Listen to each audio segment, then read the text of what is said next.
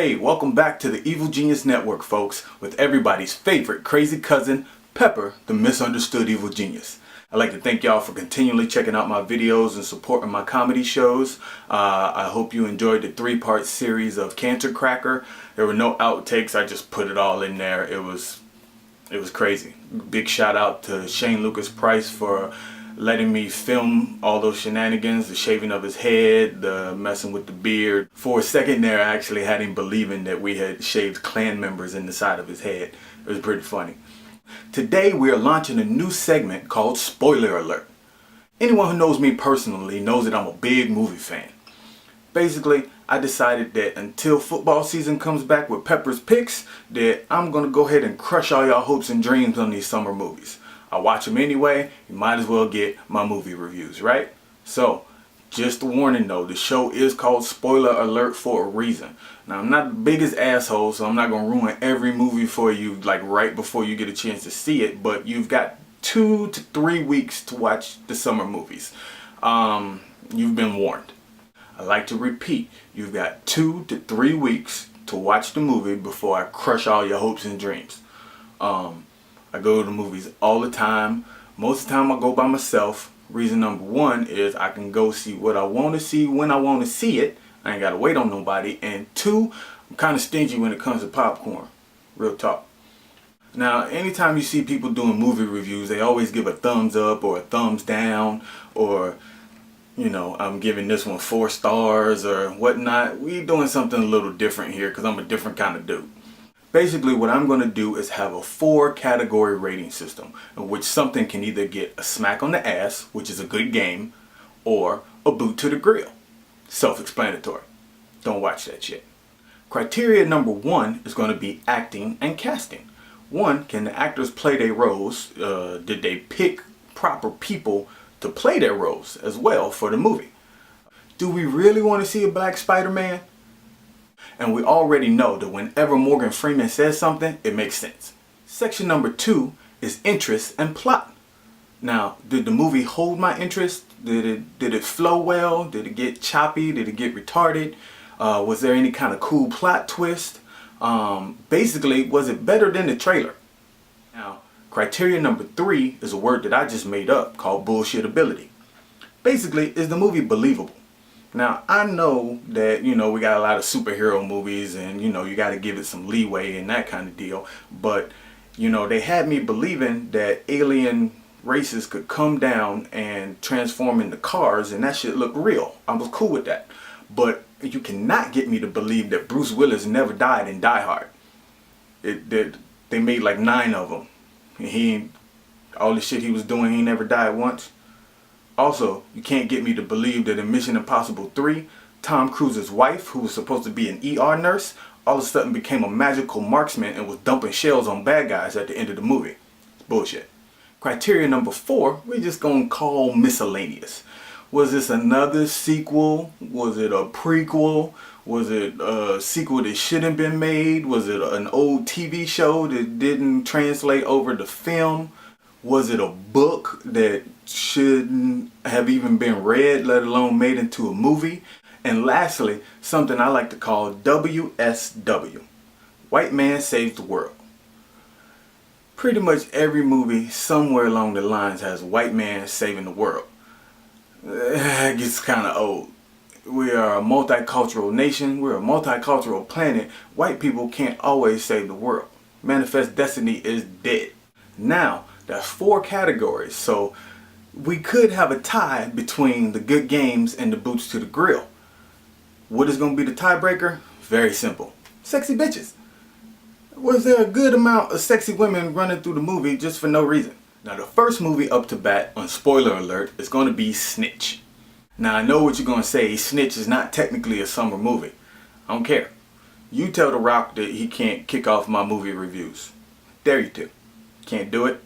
Besides my slight man crush, there are ulterior motives here.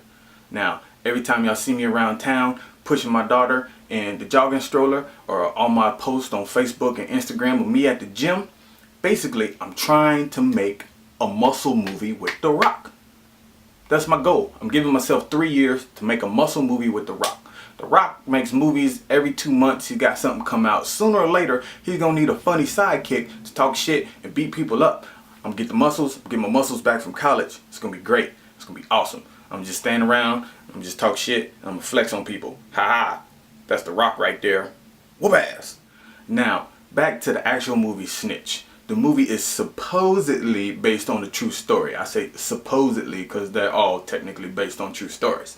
We'll see. The acting in the movie was actually very good, very well done. Nobody was overextended in their roles.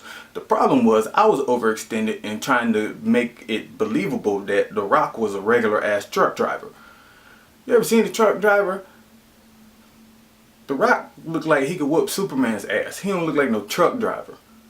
Secondly, The Rock is what, half black, mixed, Samoan, Budapestian, non-discriminate, mulatto, racist, all combined into one. Well, in the movie, he had a white son. What? Where'd your white son come from? And the lady who they had cast looked like she was like Greek or Mexican-ish or Spanish or something like that from like the Mediterranean. But somehow they came out with just a regular ass white son. Yeah, y'all should look at like the color charts that they show and like the makeup bin. How they got the chart. It's like dark brown, medium brown, something. Y'all should work on that. Now, the movie was about a truck driver who helped the federal government in a major drug bust. Basically, he set up the drug dealer guys and did a whole bunch of snitching to keep his son out of jail who wouldn't snitch. Snitches, ditches, bitches, whatever. That's here nor there. The movie was actually interesting.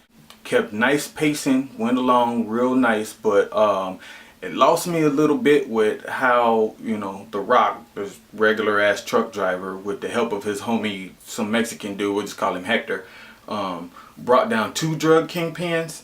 Y'all was losing me a bit there, but you brought it back with everybody at the end having to go into the witness protection program. That was real shit right there. I appreciate y'all bringing that back. In summation, the casting definitely gets a boot to the grill, but The Rock did a good acting job, plus he's The Rock, so he gets that good game. They held my interest, that gets a good game, and White Man did not save the world in it, so that definitely gets a good game, and overall, Snitch gets a good game. Now, speaking of White Man Saved the World, our next movie is Olympus Has Fallen. Now, right off the bat, it was kind of shitty, and I'm gonna have to give it a boot to the grill, just right off the bat.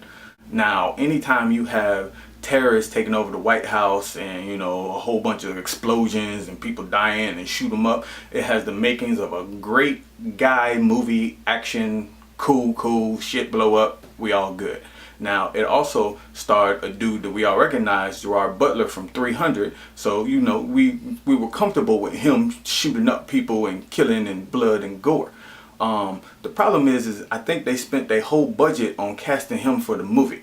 Now, Olympus Has Fallen had an actual whole bunch of good actors in it, but they all only had like 4 lines or they died. Angela Bassett was in there, but she had a couple of lines.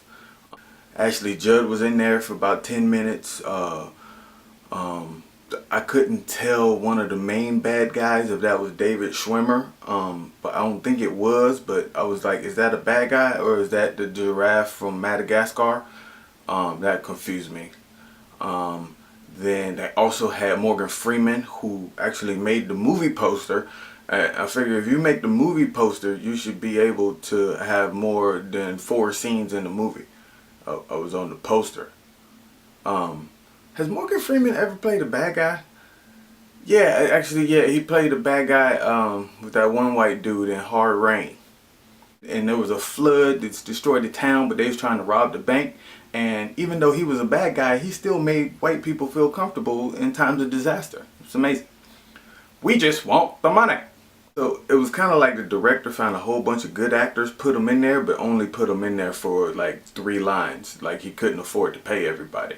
He was like, I'm gonna have 7 million extras and only Gerard can talk. It's ridiculous. The bad guys look like they were left over from Jackie Chan's Rumble in the Bronx, and you can't trick me into believing that they were Korean.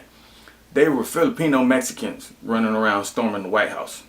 I used to live in Arizona, and now I live in Hawaii. I know a Filipino and a Mexican when I see one. You can't tell me all those dudes was Korean. Furthermore, the Filipino Mexicans stormed the White House with 3 AK-47s, some garbage trucks, and the cartoon airplanes from the original G.I. Joe show that came on when we was kids.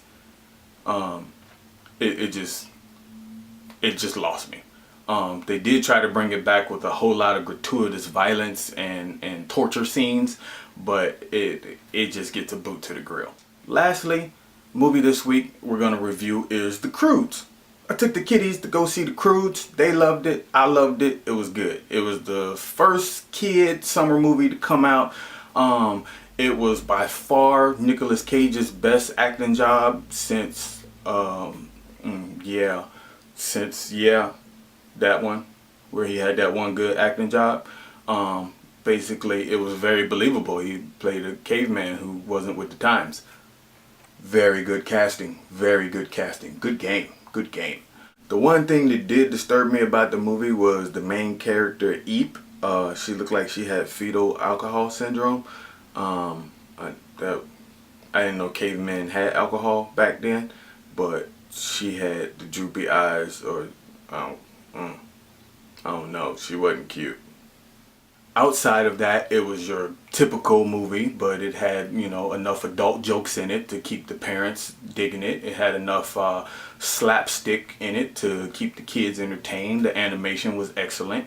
And at the end of the movie, look, I'm a parent, and I'm gonna tell you dads out there that if you didn't tear up at the end of that movie, you're not a real dad.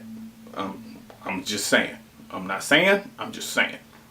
That movie, I had to catch myself. I was like, I'm with the kiddies, and yeah, Powerade, give me some of that. Yeah. That's Lent. That's Lent, baby. That's Lent. Shut up, eat your popcorn.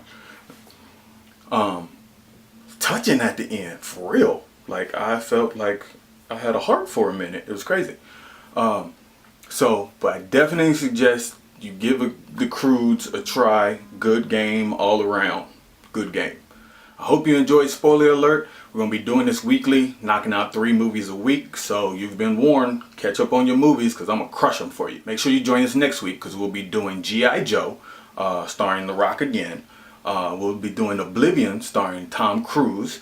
And we'll also be doing Jurassic Park, came out again for some reason. Make sure you join me this weekend, Saturday night. I'll be doing the Big O show down in Waikiki with my homie Ozell Daniels. I'll be the late night headliner. Make sure you get there by 8:30, 2 drink minimum. Ozell will be headlining the front end, and I'll be headlining the back end. So make sure you get there, get your drink on, and holler at me for tickets, because I got them for $10 right now. If you get to the door, you're going to be paying like $25. Holler at me. Deuces!